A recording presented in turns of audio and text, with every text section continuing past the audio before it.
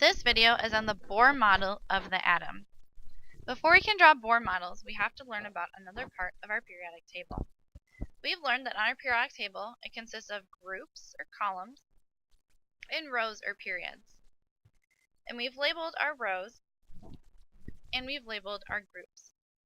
Our row numbers or period numbers also correlate to our energy levels on the periodic table.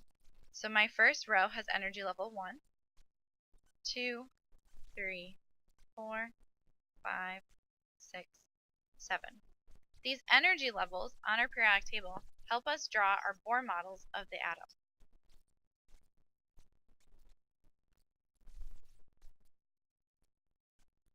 So the Bohr model of the atom, the Bohr model has rings around the nucleus that represent energy levels on the periodic table, like we've just talked about. Then on our Bohr models, on these energy level rings, electrons are dots on those rings. Row 1 elements have 1 ring, and row 2 elements have 2 rings, and so on.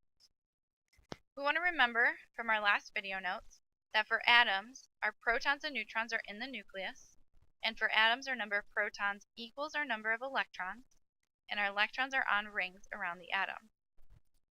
We represent our electrons as dots on energy levels. The number of electrons we have has to do with how many over that element is in our row. Row 1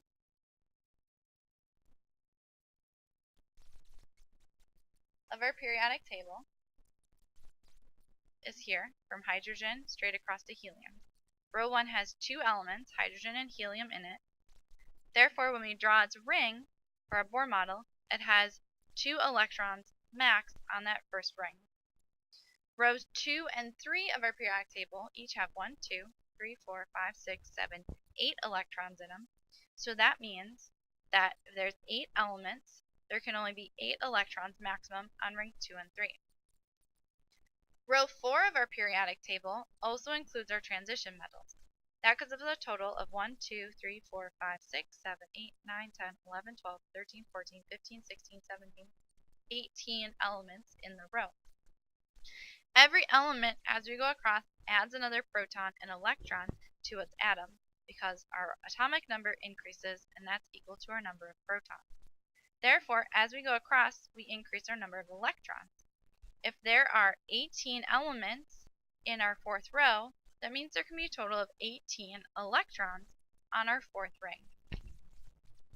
When we draw our Bohr models, we first need to draw our nucleus in the center. Then from there, we can draw our rings. Our number of rings is equal to the energy level the element is in. So we first must find chlorine on our periodic table. Chlorine on our periodic table is here. That means chlorine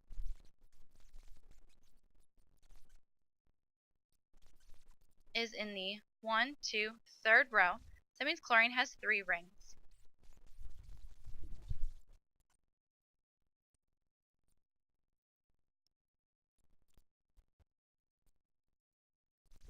In the nucleus of chlorine, here's my nucleus.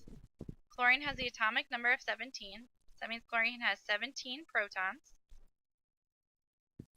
and its mass number is 35.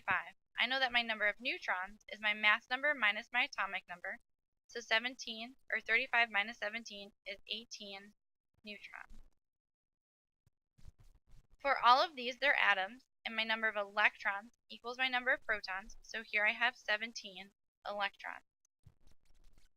Now I go ahead and I draw my dots on my rings for my electrons.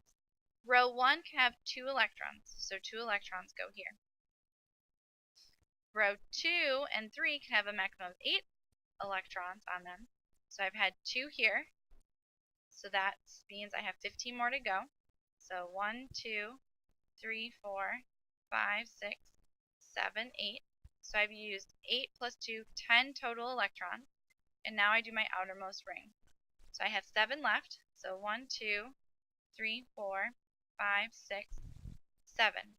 So I have a total of 17 electrons on my Bohr model with my nucleus in the center and my 3 rings. My next one is potassium. Potassium is in row 4 of my periodic table, so it has 4 rings around my nucleus. So I draw my nucleus. Then I have 4 rings. 1, 2, 3, 4. Inside my nucleus, I have my protons and my neutrons. I look at my symbol to figure out how many of each I have. On my symbol, I see I have mass number over atomic number, and I know my atomic number equals my number of protons. So that means I have 19 protons. So my protons is 19. Neutrons I get by taking mass number minus atomic number. So that means I have 20 neutrons. So in my nucleus here, I have 19 protons and 20 neutrons. Now I need to figure out electrons. Because I have an atom, my number of protons equals my number of electrons, so I have 19 electrons. I start with my innermost ring by adding my 2 electrons that go in my innermost ring. Then every ring before the outermost ring is going to be filled. So my next ring I know has 8 electrons, as does my third ring.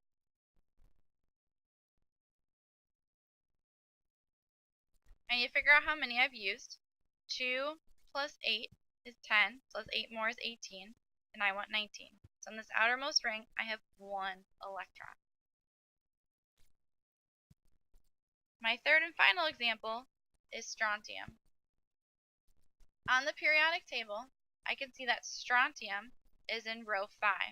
That means there's 5 rings around my nucleus. So I draw my nucleus, and then I draw its 5 rings. So 1, 2, 3, 4, 5. In my nucleus, I have my protons and my neutrons. I look at my formula, and here my atomic number is 38, so I have 38 protons. My neutrons is mass number minus my atomic number, so 88 minus 38 is 50 neutrons. And then I need to know my electrons. I know that my number of protons equals my number of electrons, so I also have 38 electrons here. That means every ring is filled until I get to my outermost ring. So my first ring, I can have 2.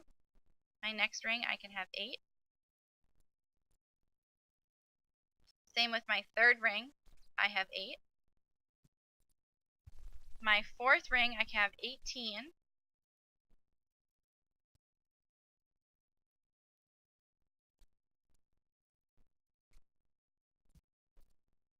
And then my outermost ring is where it's not filled. So I have 38 total electrons. So I've used 2 plus 6, or plus 8 is 10, plus 8 is 18, plus 18 is 36. So I have 2 more on my outermost ring. We've also talked about valence electrons, and valence electrons have to do with the groups they're in.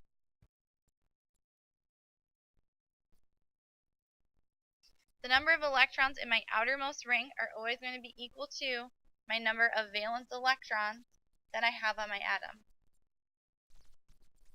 which are the numbers we wrote down here.